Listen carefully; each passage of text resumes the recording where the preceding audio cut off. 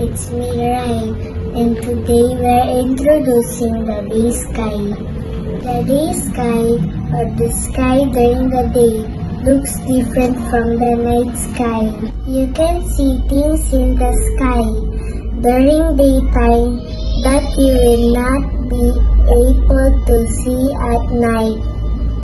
A sun, that is a star, which is a very bright ball of gases in outer space. Sun is the nearest star to Earth. On a bright and clear day, you can see the sun and some clouds in the sky.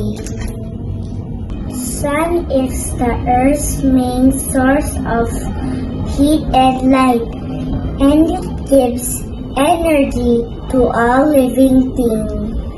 Next, we also have clouds. Clouds is made up of tiny drops of water.